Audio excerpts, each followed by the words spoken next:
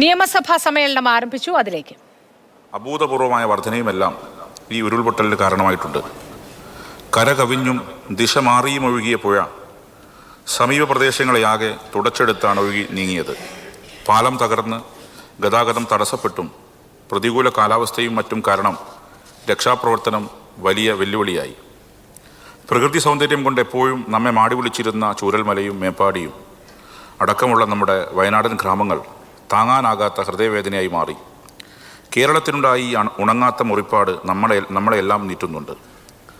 മഴ കനക്കുമ്പോഴെല്ലാം മനം കലക്കുന്ന ഭീതിതമായ ഓർമ്മകൾ ബാക്കിയാക്കുന്ന ഒന്നായി വയനാട് ദുരന്തം. നൂറുകണക്കിന് ജീവനുകളാണ് മണ്ണിനടിയിലായത്.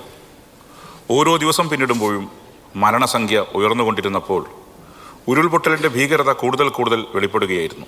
സന്നദ്ധ പ്രവർത്തകർ കണ്ടെത്തിയ ഏതാനും ശരീരഭാഗങ്ങളിലൂടെ തങ്ങളുടെ മരണമറിയിക്കുന്ന പ്രിയപ്പെട്ടവരെ ഓർത്ത് പകച്ചു നിൽക്കുന്ന സഹോദരങ്ങളോടൊപ്പം നമ്മുടെ എല്ലാം മനസ്സ് പിടഞ്ഞു.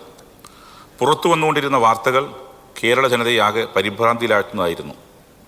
ആദ്യം ഉരുൾപൊട്ടലുണ്ടായപ്പോൾ താൻ ജോലി ചെയ്യുന്ന സ്വകാര്യ ആശുപത്രിയിലേക്ക് സഹായം അഭ്യർത്ഥിച്ചു വിളിച്ച നീതു ജോർജിയെക്കുറിച്ച് വാർത്ത പിന്നീട് വായിച്ചപ്പോൾ മരണത്തെ മുഖാമുഖം കണ്ട എത്രയോ പേരുടെ നിലവിളിയാണ് ഉള്ളിൽ വന്നലയ്ക്കുന്നത്.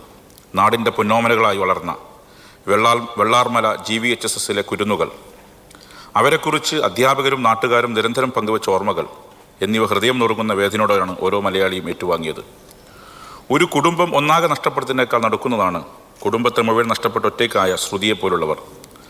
അമ്മയെ വേർപിരിഞ്ഞ കുഞ്ഞുങ്ങളെ ഓർത്ത്, മക്കൾ നഷ്ടപ്പെട്ട വൃദ്ധരായ മാതാപിതാക്കളെ ഓർത്ത്, എല്ലുമുറിയെ പണിയെടുത്ത് സ്വരുക്കൂട്ടിയതും വളർത്തുമൃഗങ്ങളും ഭൂമിയും അടക്കം എല്ലാം നഷ്ടപ്പെട്ട് നിസ്സഹായരായി നിന്ന മനുഷ്യരെ ഓർത്ത് ഒരു തേങ്ങൽ എല്ലാവരുടെയും തൊണ്ടയിൽ കുടുങ്ങിയിരിക്കണം.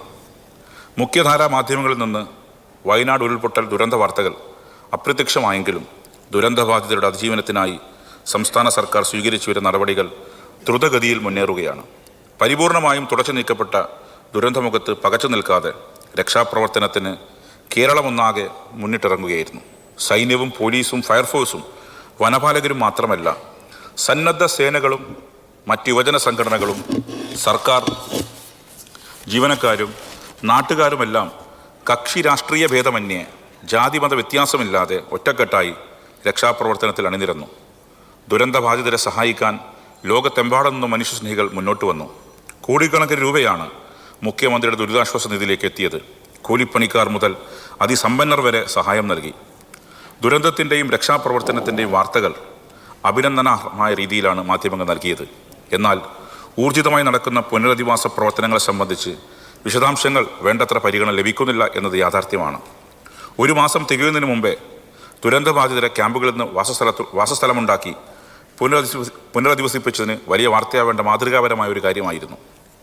ദുരന്തത്തിൽ കേരളത്തോടൊപ്പം നിൽക്കുമെന്ന് പ്രധാനമന്ത്രിയുടെ പ്രഖ്യാപനത്തെ ഏറെ പ്രതീക്ഷയോടെ മലയാളികൾ നോക്കിക്കാണുന്നത്. അടിക്കടി ഉണ്ടാവുന്ന ഉരുൾപൊട്ടലിൽ പശ്ചാത്തലത്തിൽ geological survey of India, meteorological department, national seismic centre, Indian national centre for ocean information services തുടങ്ങിയ ഗവേഷണ സ്ഥാപനങ്ങളുടെ സ്പെഷ്യൽ സെൻ്ററുകളും അത്യാധുനിക പഠന സൗകര്യങ്ങളുള്ള പ്രാദേശിക ഓഫീസുകളും സംസ്ഥാനത്ത് ആരംഭിക്കാൻ കേന്ദ്ര സർക്കാർ മുൻകൈയെടുക്കുന്നത് നന്നാവും. ഉരുൾപൊട്ടൽ സാധ്യതയുള്ള പ്രദേശങ്ങൾ പ്രത്യേകം മനസ്സിലാക്കുന്നതിന് ആവശ്യമായ പഠനം നടത്താനും തയ്യാറാവേണ്ടതുണ്ട്. അങ്ങനെ കണ്ടെത്തുന്ന പ്രദേശങ്ങളിൽ നിന്നും ജനതയെ പൂർണ്ണമായും മാറ്റി പുനരധിവസിപ്പിക്കാൻ പാക്കേജും ആവശ്യമാണ്. ഇനിയൊരു ദുരന്തമുണ്ടാകുമ്പോൾ നടക്കേണ്ട ചർച്ചയല്ല ഇത്. കാലാവസ്ഥ വ്യതിയാനത്തിൻ്റെ ഭാഗമായി നമ്മുടെ നാട്ടിൽ ഉരുൾപൊട്ടൽ പോലുള്ള ദുരന്തങ്ങൾ ആവർത്തിക്കാനുള്ള സാധ്യത ഉണ്ടെന്നാണ് വിദഗ്ധർ ചൂണ്ടിക്കാട്ടുന്നത്. അത്തരം ദുരന്തങ്ങളിൽ മനുഷ്യർക്ക് മറ്റ് ജീവജാലങ്ങൾക്കും ജീവഹാനി ഉണ്ടാവാൻ പാടില്ല. അതിനുള്ള മുൻകരുതലുകൾ കൂട്ടായ പ്രവർത്തനങ്ങളിലൂടെയും കൂടിയാലോചനകളുടെയും രൂപപ്പെടുത്തി സമയബന്ധിതമായി നടപ്പിലാക്കാൻ നമുക്ക് കഴിയേണ്ടതുണ്ട്. ഉറ്റവരെയും ഒടിയവരെയും നഷ്ടപ്പെട്ട മനുഷ്യരുടെ അത്യാഘാതമായ ദുഃഖത്തിൽ കേരള നിയമസഭയും പങ്കുചേരുന്നു.